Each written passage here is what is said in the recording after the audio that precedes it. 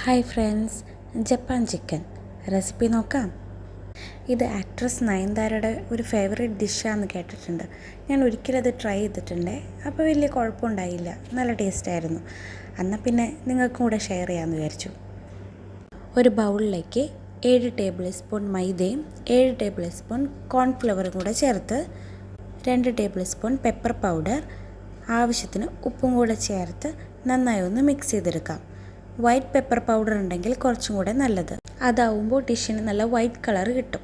പൊടികളൊക്കെ നന്നായി ഒന്ന് മിക്സ് ചെയ്തെടുക്കാം. ഞാൻ ഫോർക്ക് ഉപയോഗിച്ചാണ് മിക്സ് ചെയ്യുന്നത്. ഇനി ഇത് നമുക്കൊരു തിക്ക് ബാറ്ററായിട്ട് കലക്കിയെടുക്കാം. എല്ലാ വെള്ളം കൂടെ ഒരുമിച്ച് അങ്ങോട്ട് ഒഴിക്കരുതേ, കുറച്ച് കുറച്ചായിട്ട് നമുക്ക് മിക്സ് ചെയ്തെടുക്കാം. ഇതുപോലെ ഭയങ്കര തിക്കുമല്ല, എന്നാൽ ഭയങ്കര ലൂസും അല്ല. ഇതിൻ്റെ ഇടയ്ക്കുള്ളതാണ് നമ്മുടെ ബാറ്ററിൻ്റെ കൺസിസ്റ്റൻസി. ഇനി നമുക്കിതിലേക്ക് ചിക്കനും കൂടെ ചേർത്ത് നന്നായിട്ട് മിക്സ് ചെയ്ത് ഒരു 30 മിനിറ്റ് മാഗ്നേറ്റ് ചെയ്ത് വെക്കാം. ഞാനിവിടെ എടുത്തിരിക്കുന്നത് 1 കിലോത്തിൻ്റെ ചിക്കനാണ്. ക്ലീൻ ചെയ്തതിന് ശേഷമുള്ള വെയിറ്റാണ് 1 കിലോ. 30 മിനിറ്റ് കഴിയുമ്പോൾ നമുക്ക് ചിക്കൻ പൊരിച്ചെടുക്കാം. ഒരു ഫ്രൈങ് പാൻ അടുപ്പത്ത് വെച്ച് ആവശ്യത്തിന് ഓയിൽ ചേർത്ത് കൊടുക്കാം. ഏതെങ്കിലും റിഫൈൻഡ് ഓയിൽ അല്ലെങ്കിൽ സൺഫ്ലവർ ഓയിൽ ചേർത്ത് കൊടുക്കണം. വെളിച്ചെണ്ണ ഇതിൽ യൂസ് ചെയ്യാൻ പാടില്ല. അതിൻ്റെ കാരണം എന്താണെന്ന് ഞാൻ ലാസ്റ്റ് പറയാവേ. ഇതുപോലെ നന്നായി ചിക്കൻ മുരിഞ്ഞ് വരുമ്പോൾ നമുക്കത് കോരി മാറ്റാം. ഞാനൊരു 3 ബാച്ചായിട്ടാണ് ഇത് വറുത്തെടുത്തത്. അപ്പോൾ എല്ലാ ചിക്കനും ഞാൻ പൊരിച്ചെടുത്തിട്ടുണ്ട്. ജപ്പാൻ ചിക്കൻ്റെ മെയിൻ സോസാണ്. നമുക്കത് തയ്യാറാക്കിയാലോ. ഒരു പാൻ അടുപ്പത്ത് വെച്ച് നമുക്ക് 40 ഗ്രാം ബട്ടർ ചേർത്ത് കൊടുക്കാം. ബട്ടർ മെൽറ്റായി വരുമ്പോൾ 1 ടേബിൾ സ്പൂൺ ഒലിവ് ഓയിൽ അല്ലെങ്കിൽ നമ്മൾ നേരത്തെ ചിക്കൻ പൊരിച്ച ഓയിൽ 2 ടേബിൾ സ്പൂൺ ചേർത്ത് കൊടുക്കാം. ബട്ടർ കരിഞ്ഞു പോകാതിരിക്കാനാണ്. ബട്ടർ നന്നായി ചൂടാവുമ്പോൾ ചെറുതായി ചോപ്പ് ചെയ്ത് വെച്ചിരിക്കുന്ന വെളുത്തുള്ളി ചേർത്ത് കൊടുക്കാം. ഒപ്പം തന്നെ എരിവിനാവശ്യമായിട്ടുള്ള പച്ചമുളക് കീറിയത്.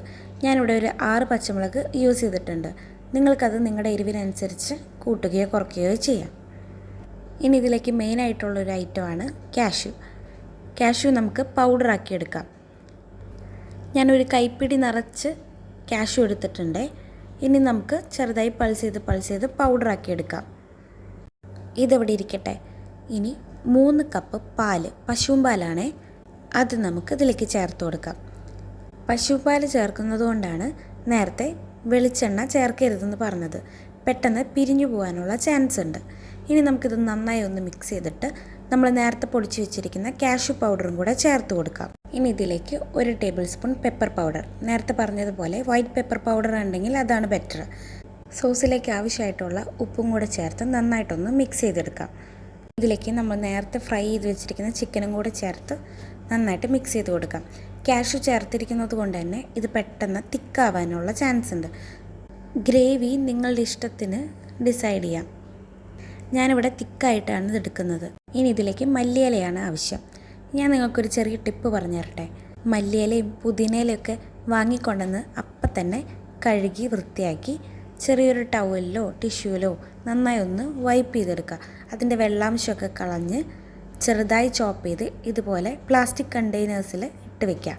ഇത് ഫ്രീസറിൽ എടുത്ത് വെച്ചിട്ടുണ്ടെങ്കിൽ 3 ആഴ്ച 4 ആഴ്ച നല്ല ഫ്രഷായിട്ട് മല്ലിയിലയും പുതിനയിലയൊക്കെ നമുക്ക് പ്രിസർവ് ചെയ്ത് വെക്കാൻ പറ്റും.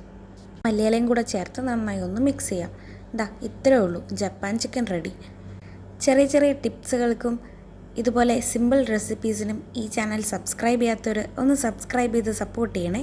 അടുത്ത വീഡിയോയിൽ കാണുന്നവരേക്കും ബൈ ബൈ.